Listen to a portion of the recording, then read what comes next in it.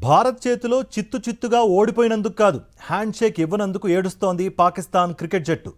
క్రీడా స్ఫూర్తి అంటూ పెద్ద పెద్ద మాటలే మాట్లాడేస్తోంది. రూల్స్ బ్రేక్ చేశారంటూ ఫిర్యాదులు చేసింది.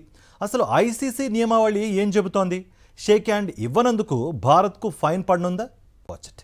ఆసియా కప్లో మ్యాచ్ గెలిచిన తర్వాత భారత క్రికెటర్లు హ్యాండ్ షేక్ ఇవ్వకపోవడంపై పాకిస్తాన్ ఉక్రోషం వెళ్లగక్కింది.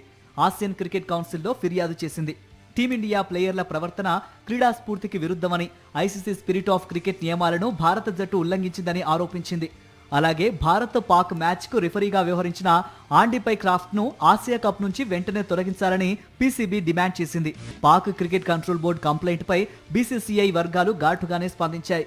మ్యాచ్ ముగిశాక షేక్ హ్యాండ్ ఇవ్వడం రూల్ కాదని, జస్ట్ గుడ్ విల్ మాత్రమేనని స్పష్టం చేశాయి. ఏదైనా సందేహం ఉంటే ఓసారి రూల్ బుక్ చూసుకోవాలని గట్టిగా కౌంటర్ ఇచ్చారు బీసీసీఐ అధికారులు. వాస్తవానికి ఏదైనా క్రికెట్ రూల్ బుక్ లో మ్యాచ్ అనంతరం తప్పనిసరిగా హ్యాండ్ షేక్ ఇవ్వాలనే నిబంధన ఏమీ లేదని విశ్లేషకులు చెబుతున్నారు. కరచాలనం అనేది ఖచ్చితమైన రూల్ కాదని, కేవలం క్రీడా స్ఫూర్తిలో భాగంగా ఇస్తారని అంటున్నారు. షేక్ హ్యాండ్ ఇవ్వకపోయినా జరిమానా విధించే అవకాశం లేదు.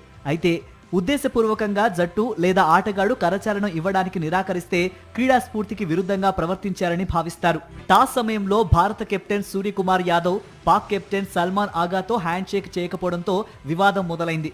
మ్యాచ్ తర్వాత కూడా టీమిండియా క్రికెటర్లు పాక్ ఆటగాళ్లను పట్టించుకోకుండా డైరెక్ట్ గా డ్రెస్సింగ్ రూమ్ కు వెళ్లిపోయారు.